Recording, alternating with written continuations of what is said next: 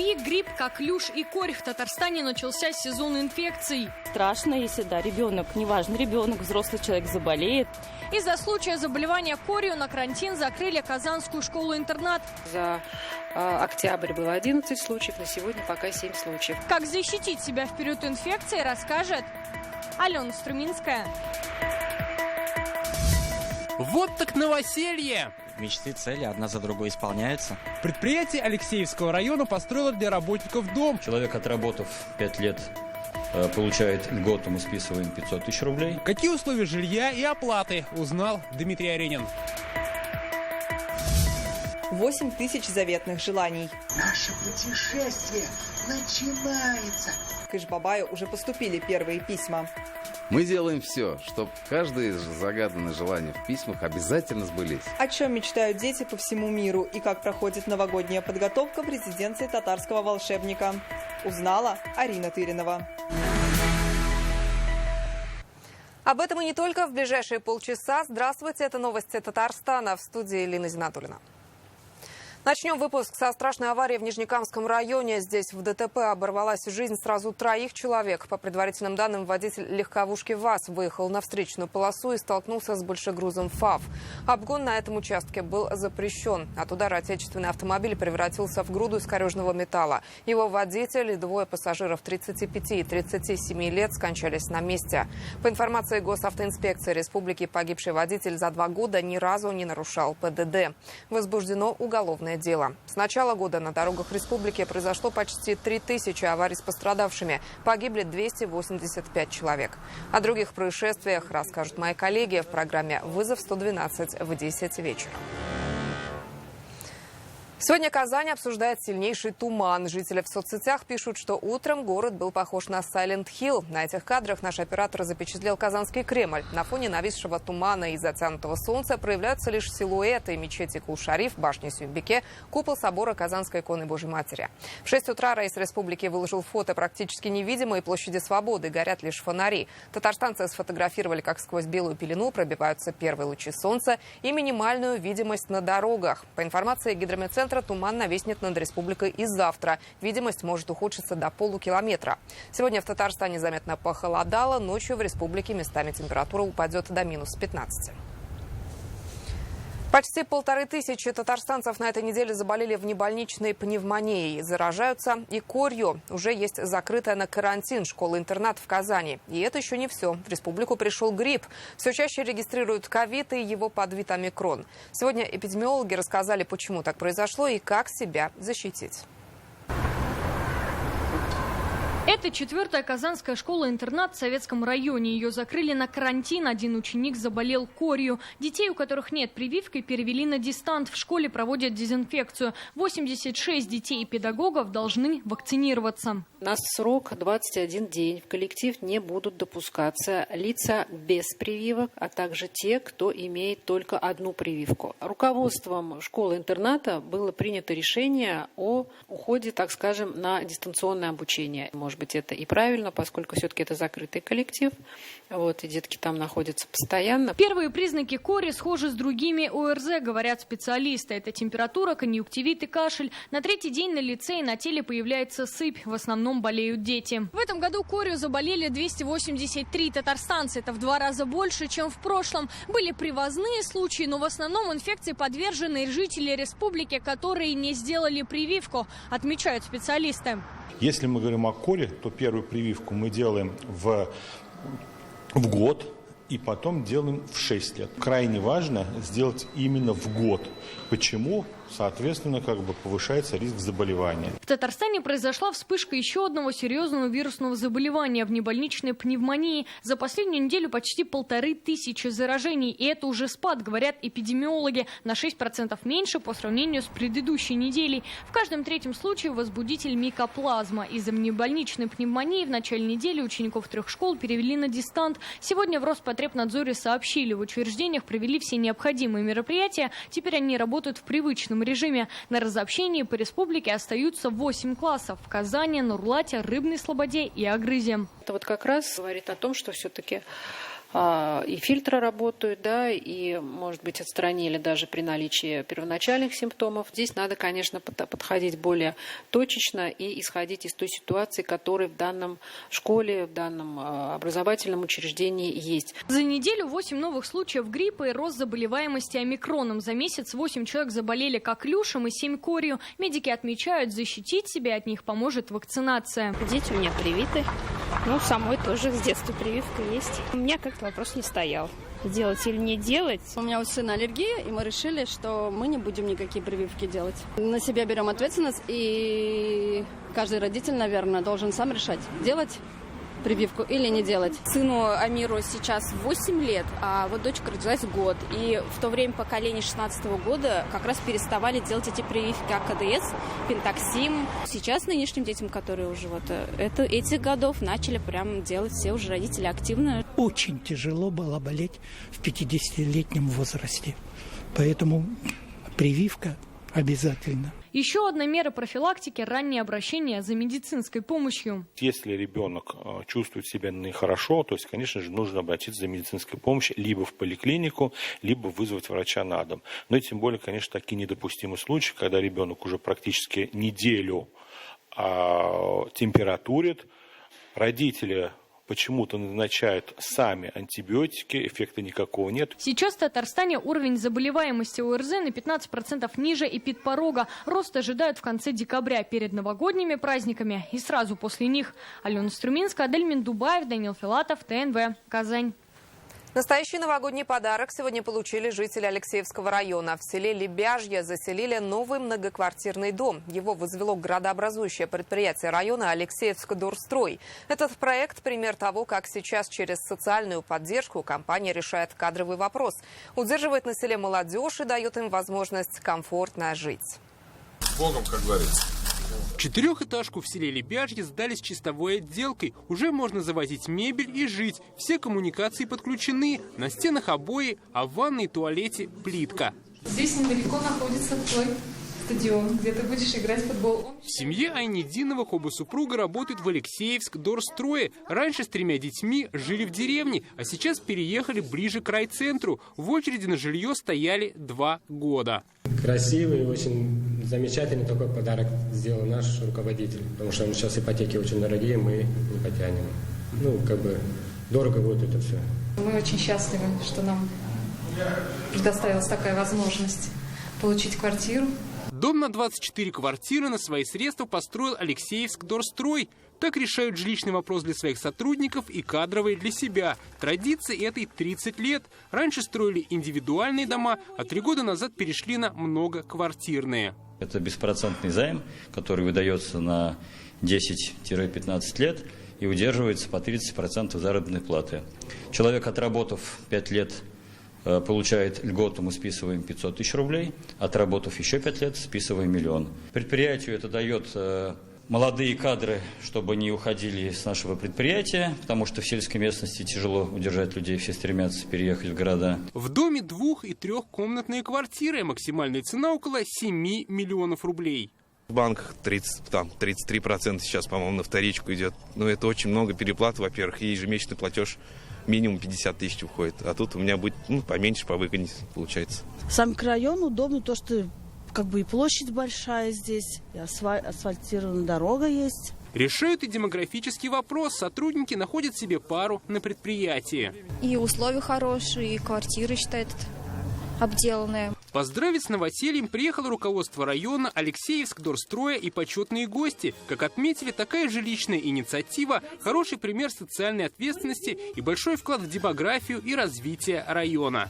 Кто сегодня получает ключи, желаю, чтобы они уют, чтобы у них был доброта и достаток. Я бы хотел сказать искренние слова благодарности, Фатвалич, вам, всему вашему коллективу. На самом деле вы наша гордость. Сегодняшний пример, который является примером для многих компаний, когда работа не ради работы, а люди для людей. Во дворе дома готовая детская площадка со множеством тренажеров, а по соседству строится еще одна многоэтажка. Жилищную программу собирается продолжать и в будущем. Дмитрий Айрин, Игорь Романов, ТНВ, Алексеевский район. Сегодня Объединенная авиастроительная корпорация сообщила, новым руководителем Казанского авиационного завода станет Зуфар Миргалимов. Ему 54 года, до этого возглавлял Луховицкое авиапредприятие. Зуфар Миргалимов – человек для коллектива не новый. Здесь он проработал 14 лет, был директором по производству, первым заместителем директора филиала. Суды вокруг резиновой школы под Казанью пошли по второму кругу. После жалоб родителей в учебном заведении ввели 2 длинные перемены. Но как из-за этого окончание уроков отодвинулось почти на час, читайте в интернет-газете «Реальное время». Набережные Челны получили 44 новых автобуса «Нефас». Сегодня городу их вручил Райс Республики Рустам Минниханов. Он отметил, общественный транспорт играет важную роль в обеспечении комфортных и безопасных условий передвижения жителей. Вместимость автобусов более 100 человек. Они оборудованы светодиодными маршрутоуказателями, автоматическим определением остановок, бегущей строкой в салоне. Машины доступны для инвалидов. Один автобус стоит 17 миллионов рублей. Половину суммы выделила республика, половину – город. В этом году Автоград получил 90 автобусов большой вместимости. Новые машины выйдут на маршруты в начале декабря. Были проблемы в части пассажирских перевозок в городе Набережные Челны. Сегодня эта задача планомерно, системно решается. И это вот очередные 44 современных, качественных автобусов, произведенных акционерным обществом КАМАЗ. Пассажирский транспорт всегда будет являться главной социальной задачей. И мы стремимся сделать все, чтобы наша техника не подводила, чтобы было комфортно людям, удобно водителям. Огромные суммы выделяются. Напомню, что в этом году мы уже первым траншем получили 46 новых автобусов. Сегодня город получает 44 автобуса по программе государственной лизинговой компании. Общая сумма приобретаемых автобусов почти что 1 миллиард рублей. Рустам Минниханов сегодня посетил новый фельдшерско-акушерский пункт в селе Анатыш Рыбнослободского района. Он будет обслуживать 500 жителей деревни. Здесь реализована новая модель работы первичного звена, которая называется «Идеальный ФАП». Для этого медиков обучали по так называемому каскадному принципу. 2 фельдшеров готовили на базе 21-й Казанской поликлиники, затем уже они обучили своих коллег на селе. Проект реализован во всех районах и охватил более 1600 ФАПов. Сегодня с ними на онлайн-связь вышел Райс Республики. Коллегам, которые работают в ФАПах республики, тоже пожелания. Здоровье человека – это самое главное. Да. И вы люди, которые обеспечиваете здоровье наших граждан. Да. И вы даже не представляете, что какие ценные кадры. Без вас никуда. В Казани полностью обновили легкоатлетический манеж стадиона «Тасма». Капремонт провели по республиканской программе. Рабочие уложили износостойкое покрытие, заменили окна и двери, расширили прыжковую зону до 8 метров, нанесли разметку для беговых дорожек по международным стандартам. Теперь здесь будут проходить городские соревнования. Обновленный манеж сегодня осмотрел Ильсур Медшин. Мэр Казани пообщался с тренерами и воспитанниками спортшколы. Сейчас на стадионе «Тасма» легкой атлетикой, дзюдо и стрельбой из лука занимаются более 1600 детей. ТАСМу сделали в этом году капитальный ремонт. 65 лет этому стадиону. Начинали они как завод Куйбышева, спортивный. За спортивную историю Казани много золотых страниц и поводов для гордости нам Казани внесла, поэтому надеемся, такие, как вы, и дальше будут готовить. В Казани сегодня стартовал сбор должностных лиц юридической службы Вооруженных сил России. На 2 дня в столицу приехали более 150 военных юристов из Центрального военного управления, военных округов армии и флота. Они поделятся опытом и обсудят вопросы по основным направлениям юридической службы Вооруженных сил России, реализации социальных гарантий участников СВО и их семей. После будут выработаны рекомендации для активизации правовой работы в войсках.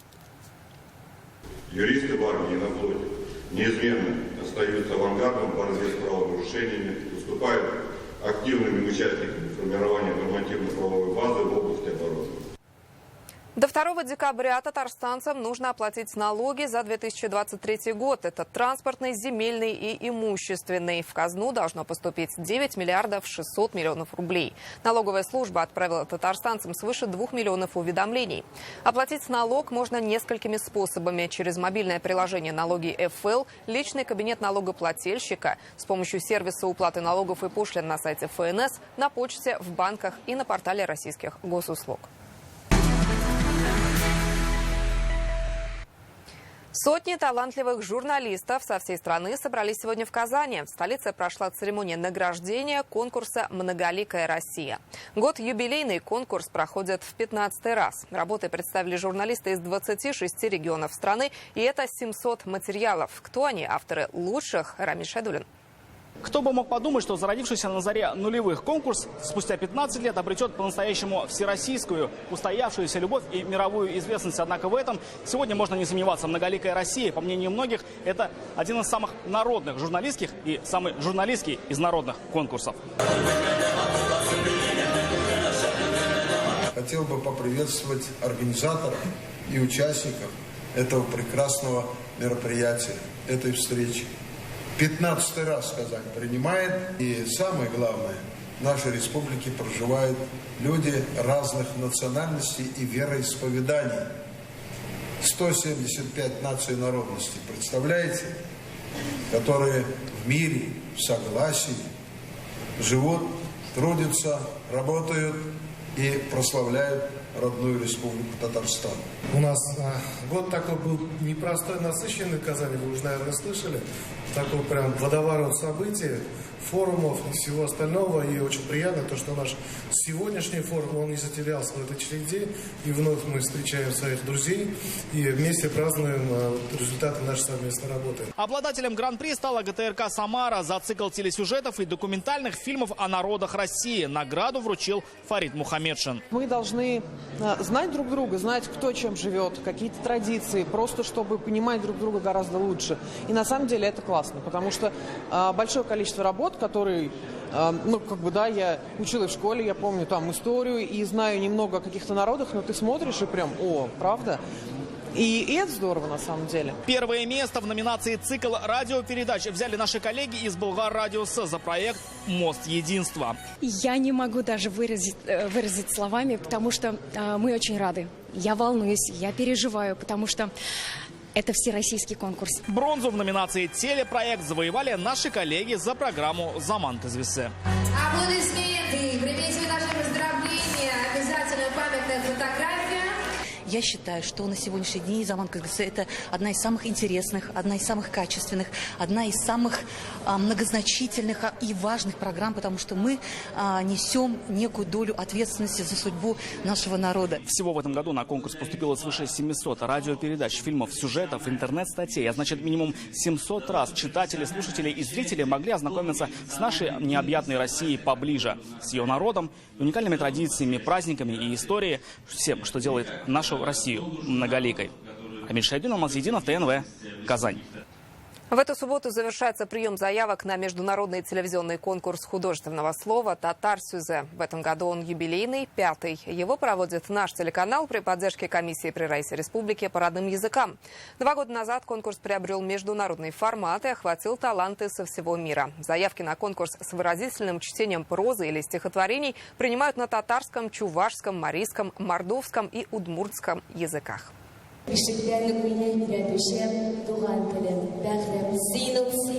Утро в Казанской 20-й гимназии имени Абдуллы Алиша началось с поэзии. Каждый из этих учеников – участник международного телевизионного конкурса «Татар-Сюзе». Азалия Гиниатуллина выбрала стихотворение Хасана Туфана «Родной язык». Многие конкурсы, праздники я провожу также на татарском языке, и это дает мне возможность продвигать свой татарский язык. Да, может, я не выиграю в этом конкурсе, но навсегда это останется в памяти. Айзат Усманов, лауреат литературной премии «Глаголица», согласен с Чеховым и говорит, в человеке все должно быть прекрасно. Знание родного языка – главное. Я думаю, я должен победить, потому что я очень хорошо рассказываю стихи, правильно ставлю ударение на слова, и я верю в себя. Сегодня в гимназию приехала команда Шаян ТВ. Их творческий коллектив занимается сбором конкурсных материалов. Из этой школы поступило больше всего заявок. Были те, кто еще не успел отправить ролик. Со съемками помогли шаяновцы. Это очень радует, и поэтому хочется отметить каждого ребенка. Но если, к сожалению, призовых мест не очень много, поэтому мы решили провести вот такую акцию для того, чтобы выделить и школы, которые самое активное участие приняли в этом конкурсе.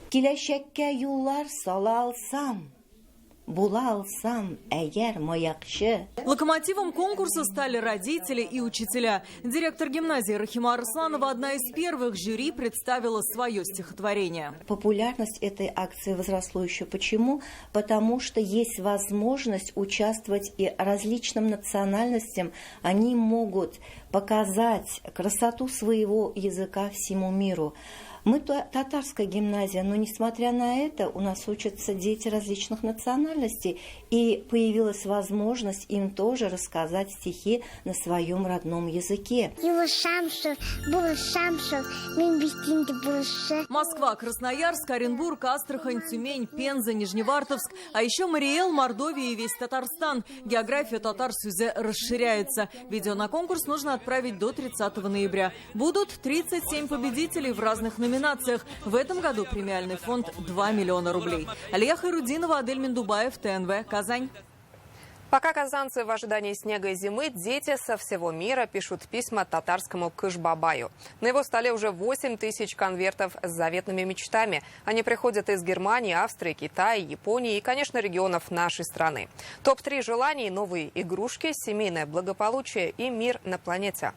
Здравствуйте, дорогие друзья! Наше путешествие начинается. В резиденции Кыш-Бабая ничего не напоминает о Новом годе. Снега нет, вокруг голый лес. Только сказочные герои в ожидании гостей. Здесь живет Убанлы Падших, троюродная сестра Бабы Яги.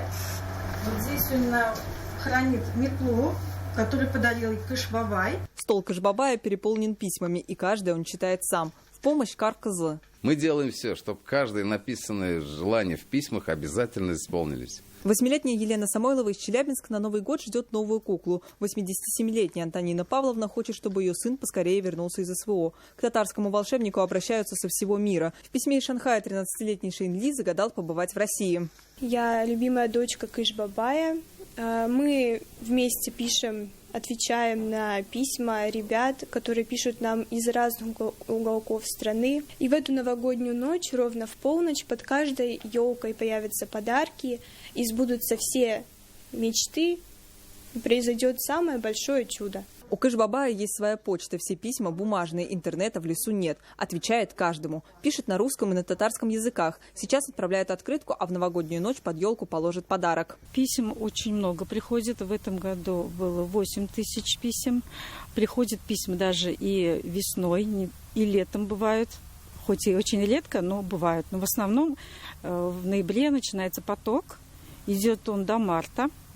И на все письма Кыш-Бабай отвечает. И одно вот мне запало в душу, 87-летняя женщина даже пишет. И все, не только дети, но и взрослые, они все хотят, чтобы был мир в нашей планете. К началу декабря в резиденцию пришли 8 тысяч писем. В прошлом году к 31 декабря было 5 тысяч. Значит, у Кыш-Бабая работы как никогда много. Арина Тыринова, Альбина Минаева, ТНВ, Арский район. Если вам есть что сообщить журналистам ТНВ, напишите на наш редакционный номер. Сюда можно прикрепить фото, отправить видео о тех событиях, свидетелями которых вы стали. Также можно сообщить о проблемах. Номер работает круглосуточно. Возможно, именно ваше сообщение станет поводом для нового репортажа.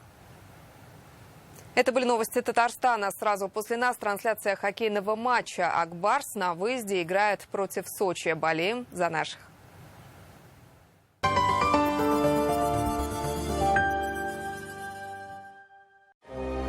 Что движет прогрессом? Твоя свобода.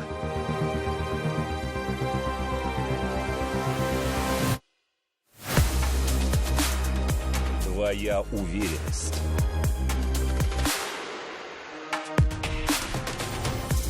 Твой характер. Твой темп. Темп. Управляй прогрессом.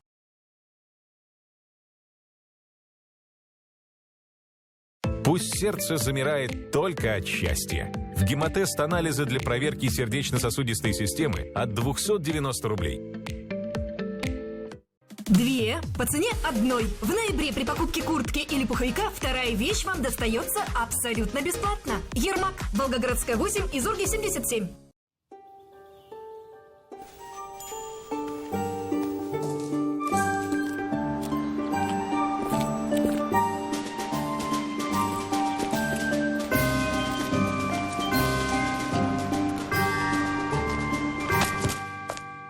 Куда бы вы ни шли, переход укажет вам безопасный путь. Водитель, пропусти пешехода.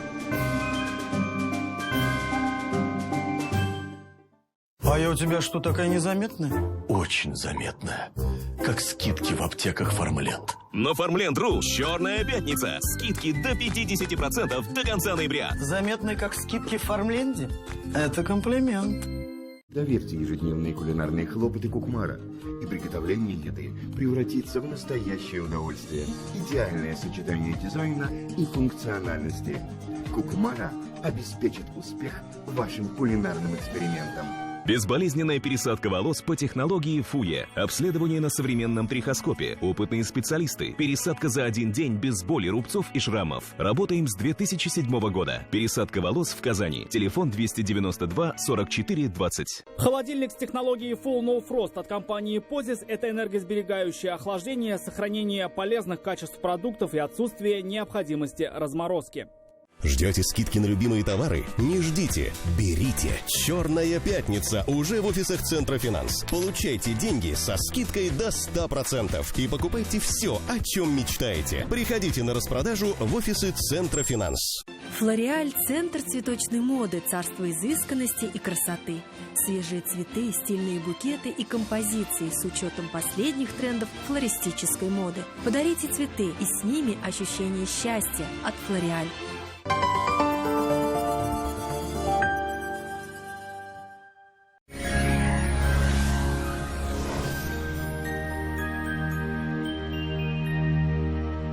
Здравствуйте, Исянмесис, в студии Динар Бадрудинов. В ближайшие сутки в Татарстане влияние антициклона сохранится. Вероятность осадков небольшая. Сейчас подробнее. По данным сервиса Яндекс.Погода, в Варске, Балтасе и Кукмаре будет облачно, осадков не ожидается. Температура днем минус 2-3 градуса, ночью от 4 до 7 градусов мороза. В Буинске, Камском устье и Дрожжаном облачно, местами с прояснениями, без осадков. Температура днем минус 2, ночью от 3 до 5 градусов мороза. В Чистополе, Нурлате и Мамадыше пасмурно, осадков не прогнозируют. Днем от 0 до минус 3 градусов, ночью от 5 до 8 градусов мороза. В набережных Челнах, Мензелинске и Сарманово облачно, местами с прояснениями. Осадков не обещают. Температура днем от 2 до 4 градусов со знаком минус, ночью от 7 до 10 мороза. В Альметьевске, Бугульме и Бавлах облачно с прояснениями, без осадков. Температура днем от 0 до минус 3, ночью 7-10 градусов ниже нуля.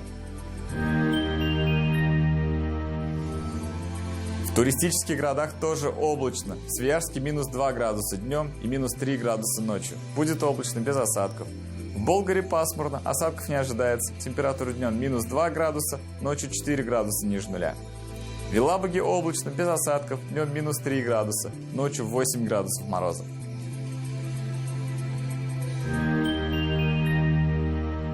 В Казани будет облачно, осадков не ожидается. Температура днем минус 1 градус, ночью 3 градуса мороза. Атмосферное давление 761 миллиметр ртутного столба. Ветер восточный, слабый, меньше метра в секунду. Влажность воздуха 70%. Магнитное поле Земли спокойное. Это все о погоде. Всего доброго. Берегите себя. Кеннерегазум ушло.